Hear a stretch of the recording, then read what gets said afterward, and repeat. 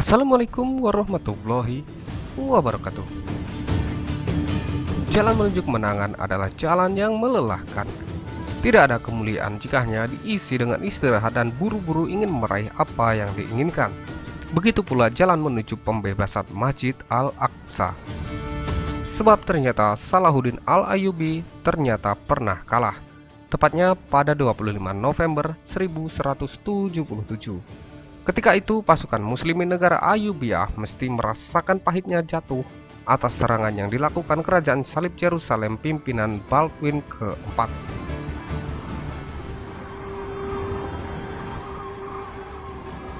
Namun kalah dan menang itu ada hikmahnya, dan ternyata 10 tahun setelah kekalahan Salahuddin di pertempuran Mongisar, Masjid Al-Aqsa berhasil dibebaskan. Pertempuran Mongisar terjadi antara Ayyubiyah dan kerajaan Yerusalem pada 25 November 1177. King Baldwin keempat yang mengidap kista memimpin pasukan Kristen yang kalah jumlah melawan pasukan Saladin.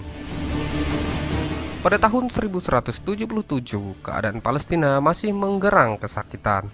Sementara itu, Salahuddin Al-Ayyubi telah berhasil menyelamatkan Mesir dari cengkraman Kesultanan Syiah Ubaidiyah dan menjadikan Kairo sebagai ibu kota persiapannya guna membebaskan Palestina.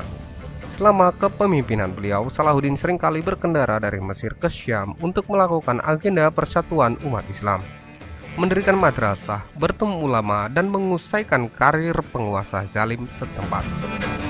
Di sebuah masa pada November 1177, Salahuddin mendapatkan kabar bahwa Raja Kerajaan Salib Yerusalem Baldwin keempat sedang melakukan ekspedisi ke arah utara untuk menjalin hubungan dengan Kekaisaran Romawi Timur.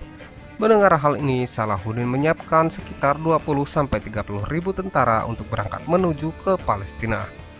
Namun rencana Salahuddin ternyata bocor dan sampai kepada Raja Baldwin, hingga ia kemudian melakukan sebuah persiapan untuk memberikan serangan kejutan jika Salahuddin datang ke Palestina. Ia menyiapkan banyak kesatria dan pasukan yang sengaja tidak ia demonstrasikan agar Salahuddin menganggap Baldwin benar-benar berangkat ke utara. Ketika Salahuddin Al-Ayyubi dan para tentaranya Ayyubiyah sampai di Palestina, awalnya mereka tidak mendapatkan perlawanan yang berarti. Banyak desa-desa yang bisa diambil alih dari bangsawan Eropa yang mengeksploitasi tanah pertanian umat Islam. Namun karena kelengahan tersebut, pasukan Salahuddin terpencar ke banyak arah tanpa ada kesiagaan penuh. Tanpa pengetahuan Salahuddin, pasukan yang dia pimpin untuk menuju ke Baitul Maqdis ternyata dicegat oleh Baldwin dan para pasukan Templar di sebuah tempat bernama Tal al-Jazar atau Mongisar. Pasukan muslimin berantakan, sementara sebagian pasukan tersebar di banyak pedesaan. Kuda-kuda lelah karena long march, pasukan Salahuddin dalam keadaan panik berebut membuat garis pertempuran melawan musuh. Pertempuran di Mongisar berakhir dengan kekalahan kaum muslimin. Salahuddin berhasil menarik pasukannya mundur, namun terlalu banyak yang terbunuh di medan pertempuran sehingga dikatakan beliau sampai ke Mesir hanya dengan 1/10 jumlah tentara.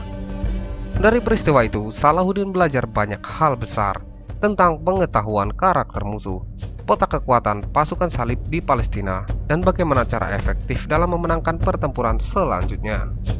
Terbukti kemudian 2 tahun setelah kekalahan di Mongisar, Salahuddin berhasil menuai kemenangan besar di pertempuran Mark Ayun tahun 1179 dan pada akhirnya membebaskan Masjid Al-Aqsa tahun 1187. Pertempuran Mongisar memberikan pelajaran yang sangat berharga bagi Salahuddin. Memang ketika itu Salahuddin kalah, namun justru ia menjadi tahu bagaimana cara membebaskan Masjid Al-Aqsa. Korban pasti untuk pertempuran Mongisar tidak diketahui. Laporan menunjukkan bahwa hanya 1/10% tentara Salahuddin yang kembali dengan selamat ke Mesir. Di antara yang tewas adalah putra keponakan Salahuddin, yaitu Taqi ad-Din. Saladin hanya lolos dari pembantaian dengan mengendarai unta balap ke tempat yang aman. Untuk tentara salib sekitar 1.100 orang tewas dan 750 luka-luka. Sementara Mongisar membuktikan kemenangan dramatis bagi tentara salib. Itu adalah keberhasilan terakhir mereka. Selama 10 tahun berikutnya, Salahuddin memperbaharui upayanya untuk merebut Yerusalem. akhirnya berhasil pada tahun 1187.